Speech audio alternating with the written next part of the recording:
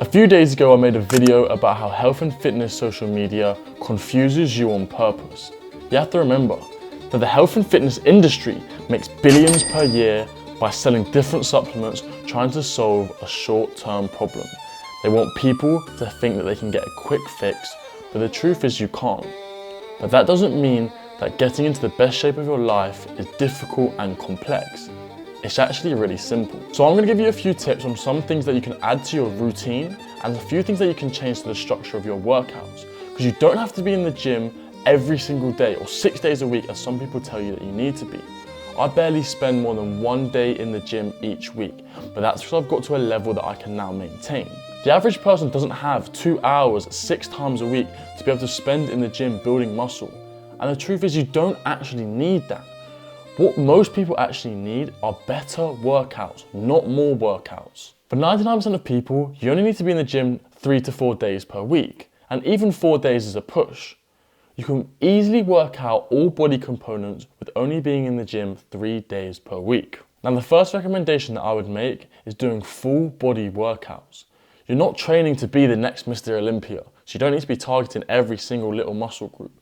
You need to be focused on functional strength and actually improving your physique. That's what's most important. But you need to take a step back and look at what you actually want from your training. Is it you just want to look good and attract some girls? Because for a lot of people that will be it.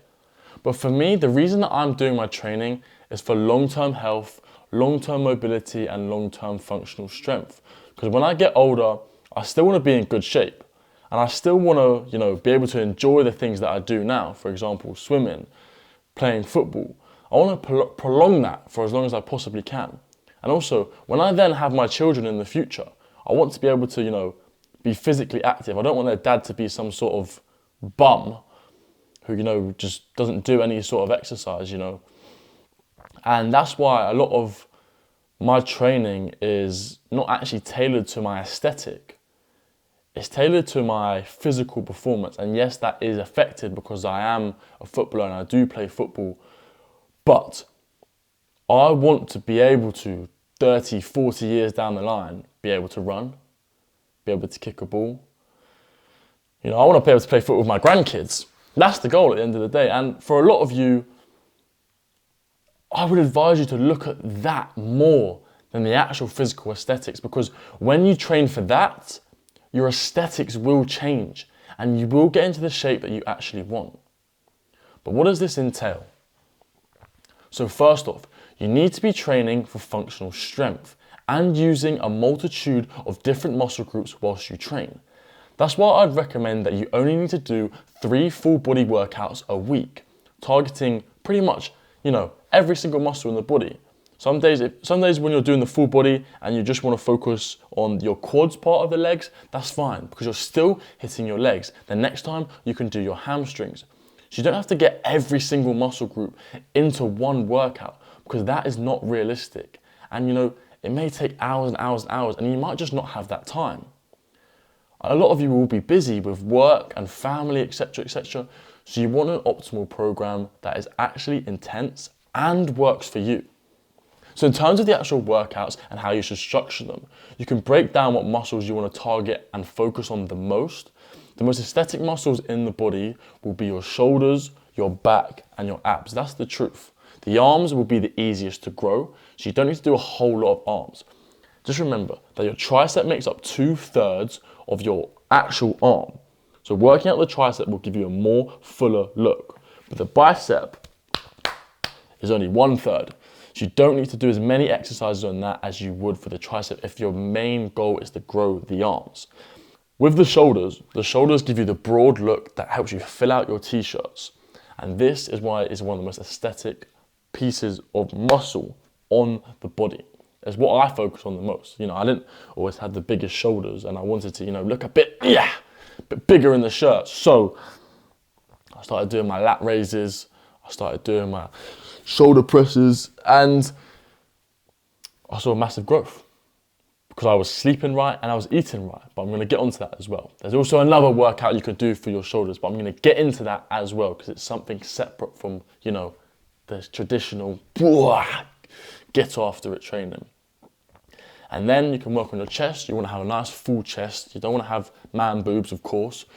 With the chest, simple bench press, incline bench press. I would recommend using dumbbells. I've actually recently switched to doing dumbbell bench press instead of barbell bench press, because I feel like it's just better for my shoulders. I feel I get more strength into my shoulders. I just don't know. I'm just enjoying it more at the moment, so that's what I've switched to. Both are still great. You can pick whichever one you prefer. And maybe some pec flyers as well. I think that would be good. You don't need anything else apart from that for the chest, really. And abs, I mean, there's a million things you can do for your abs. The one thing I'd recommend, and this is regarding the long-term health as well, a lot of ab workouts will actually tighten your hips. And your hips, they do a lot more than you actually think they do. And you need to keep these loose, because they then cause your quads to tighten up, which will then cause knee pain, and then it'll go down all the way to your ankle, and you'll potentially get some ankle pain as well. And it all stems from the hips, so you need to make sure they're loose. So doing exercises that extend the hips as well as shortening, because you don't want to shorten them like I have just said. Now we're getting down towards the legs. A lot of people don't want to do legs, but like I said, if you're doing the full body workout, then this is very important. I would do basic compound lifts. So you have your squats. You can use a dumbbell for your squats. You can do barbell squats. It depends on what you find is more comfortable for you. And I would also definitely recommend doing deadlifts. I personally like to do trap bar deadlifts, and I go very heavy for these. And that is because, like I said before, it uses a multitude of different muscle groups, and it's just incredible for your overall strength.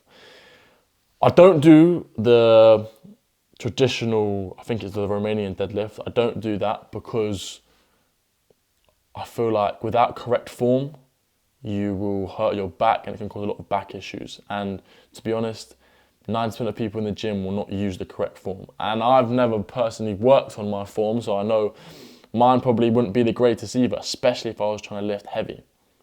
So those would be the compound lifts I'd look at. Also hip thrusts as well. And then I would go into Bulgarian split squats. I think they're definitely one up there with the best leg exercise that you can possibly do. Dumbbells either side on the bench. Find out what weight you can do. Push hard. I managed to get up to the 40 kilos recently, so only for like 4 or 5 reps, but feeling strong, baby, feeling strong. What else you can do? You got your leg extensions. So you can also do leg extensions with the machine. Normally you can get quite a lot of weight on that, but be careful, make sure you're not locking your legs out. Now for the hamstrings, there is only 2 exercises I'd recommend. There's only one that I do. So I do dumbbell RDLs. That's what I find the best to hit my hamstrings, and it's the only one I really like because you're lengthening and strengthening the hamstring at the same time. You're not shortening it, which is important for me because I don't want hamstring issues whilst I'm playing football, because that is going to cause a serious problem, and it's not one that I want again. I have torn my hamstring, a grade 2, and I was on crutches for 5 weeks, but that's a story for another time. But I don't want that to happen again, so I want to lengthen my muscles. You can also do the hamstring curl.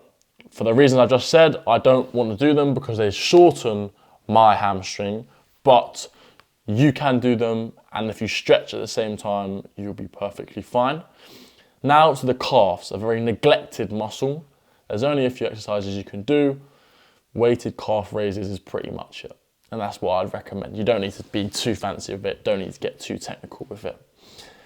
And that's where we're at for the most of the body. I'll also, anything just body weight related as well. So definitely be doing some pull-ups.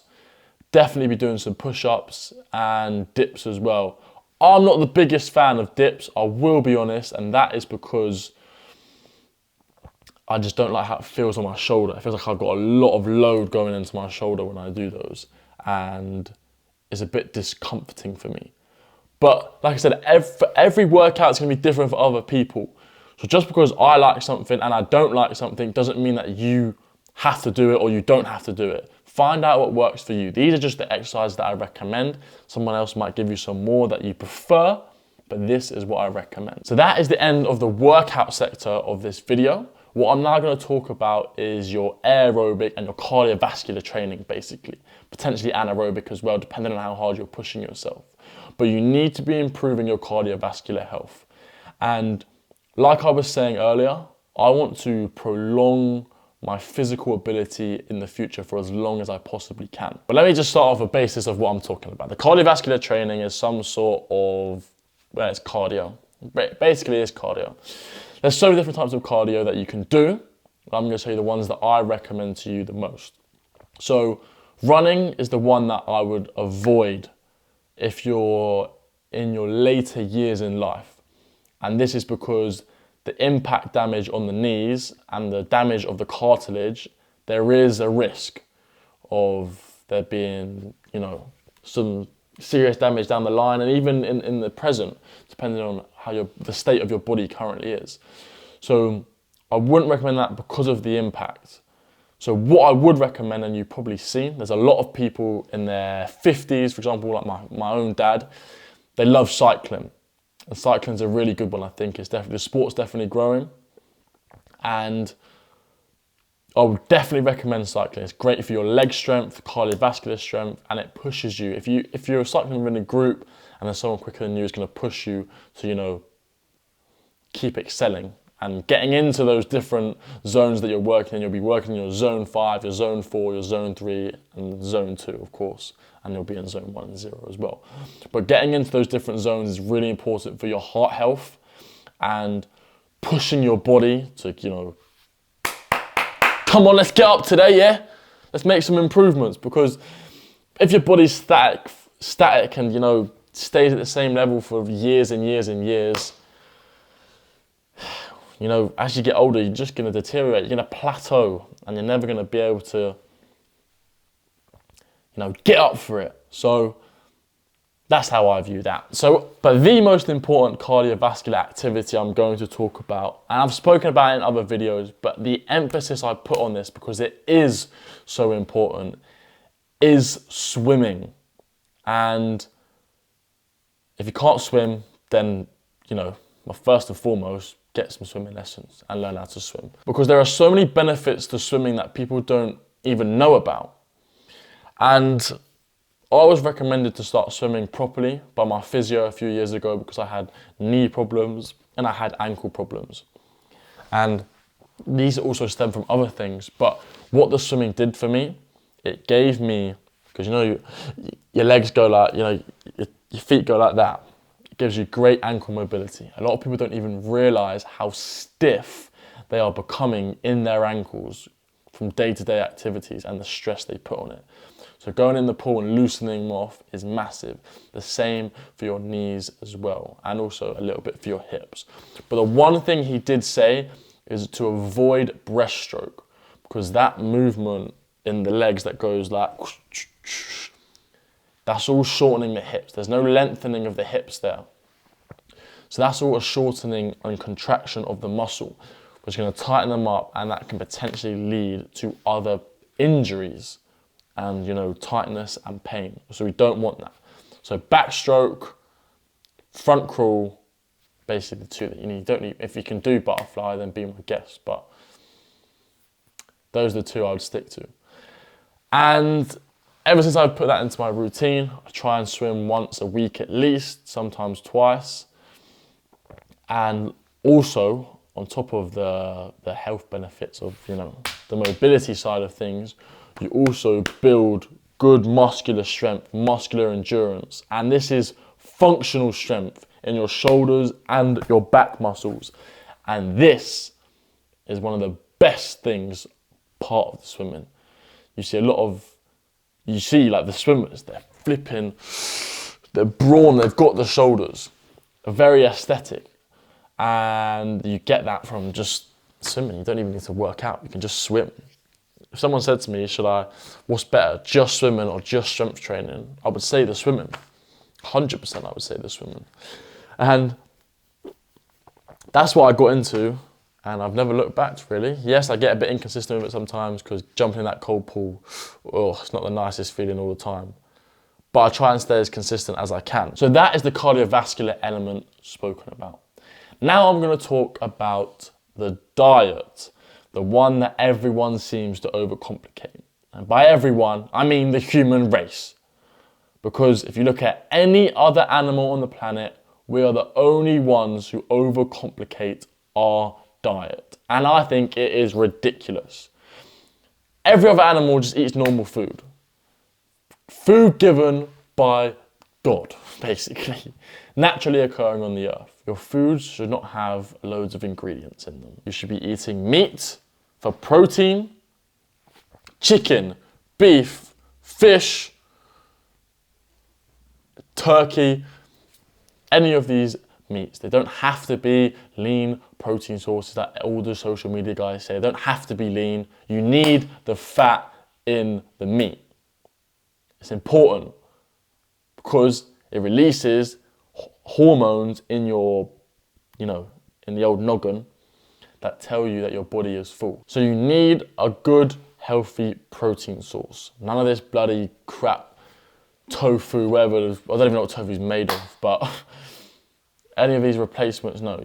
You need to have meat in your diet and you need to have fish for the omega-3 fatty acids as well. Very simple.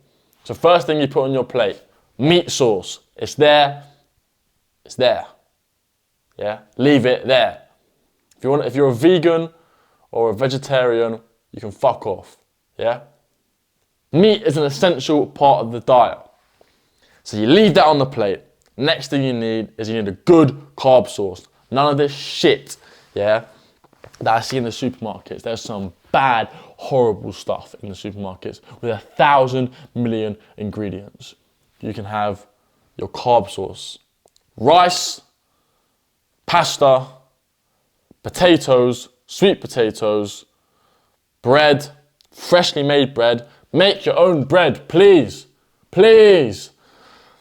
Quinoa, that's all I can really think of right now. But those are the mains. If any others, and you think that you could, then, drop them in the comments. I'll let you know yes or no. But that's what I've gone with. Protein source, carb source there, and then you need to fill in your micronutrients. So you need the vegetables. Don't overcomplicate the dish. This is what I'm saying. Broccoli, asparagus, tomatoes, peppers, anything you want. As long as it's a real vegetable and it's freshly made, yeah? Don't be buying none of this, pre-prepared with sauces and all this bollocks in it, yeah? You don't need that. So this is what your plate should look like now. Meat, carbs, vegetables. It's that simple. It's that simple. I don't know why everyone overcomplicates it. You don't need to. Like, you make a pasta, chicken, pasta, vegetables in there. Tuna, pasta, vegetables in there. It's flipping easy. It's easy. This is why I say you don't need to overcomplicate it. Simplify it. Yeah? You only need those three things. Anything else, fuck it off. And you might be asking, what about breakfast? Because breakfast is different. Well, I went to Vietnam and Thailand, and they have beef curry for breakfast. Just like minced beef and rice for breakfast. I was baffled. I didn't enjoy it in the morning, I'll be honest. But breakfast, you can be a little bit different, yeah. Scrambled eggs, sourdough toast, any bread that you've made fresh, really. But yeah, eggs, you can have protein in there as well, sausages, but get actual meat. Please get actual meat. Not this flipping crap from the supermarket. Get in the butchers. Get real good quality meat. But also you've got granola, Greek yogurt, honey, banana, or any other fruit you want to put in there. Simple, delicious breakfast and also a snack as well. This is what I mean by don't overcomplicate your diet. Cereals, fuck them off. Yeah? Fuck them off. Pre-made meals, fuck them off. Microwave meals, fuck them off. You don't need any of that. Keep it simple. I'm Gonna exaggerate, I've said it over and over again now, but just keep it simple. That's all you need to do. It's really that easy when it comes to the diet. It really is. In regards to what you're drinking, if you're having fizzy drinks, fuck them off, yeah? Fuck them off. Get them out of here. They ain't good for you, mate.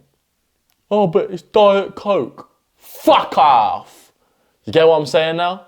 You get the vibe, the level we're on. You need to be drinking water, electrolytes, not too much, otherwise you're gonna be shitting yourself, but it's the truth though. Anything more than one, you can be shitting yourself. Electrolytes, water, add a bit of salt into that water. If you're gonna have, fresh juices as well, of course, but actual juices, not the crap stuff in the supermarket again and again. You don't want that nonsense. You don't need that nonsense in there. Just get real fresh juices and make sure you got your raw milk. That's how we grow these days, drinking that raw milk. Okay, so that's the diet thing. I'm not gonna go into massive detail about what you should and shouldn't be eating. I mean, I probably already have a little bit, but we're gonna move on to the next topic now. So let's talk about the sleep. It's gonna be a short section because it's very simple. You need to be going to bed at approximately the same time every night, because your body creates a biological clock, yeah? So your body's gonna get tired at the same time every day if you go to bed at the same time, and it will recover better. So try and stay within the hour of the time that you're going to bed every single night. You need to be getting at least 7.5 hours sleep. Nothing, 7's okay.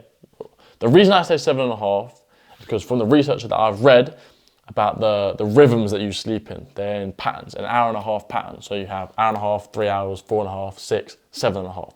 That's what you want to get. So leaving 8 hours, because obviously you're not going to sleep 7.5 hours straight from the moment you get into bed, but trying to get the 8 hours. So I say anything between 7 to 9 hours is what you need. Keep the bedroom cool. The cooler the temperature, the better you sleep. And yeah, you don't need to indulge much more into that. If you like white noise when you sleep, I do. I have it playing. And this is just basically to improve your sleep, which will improve your recovery, which will, help you put on the muscle that you want to put on. And it will also, just day to day, make you feel so much better. And then we just add, don't eat 2 hours before going to sleep. And I'd also recommend not eating within 1 hour of waking up. Otherwise, every day you're gonna end up waking up hungry because that's what your body's used to. And it's better to work first, then eat. And that is basically it for the whole video. And I know I've been waffling for a long time, but I hope you enjoyed this video and you leave a comment of what you think. Don't forget to like and subscribe. And just remember, keep it simple.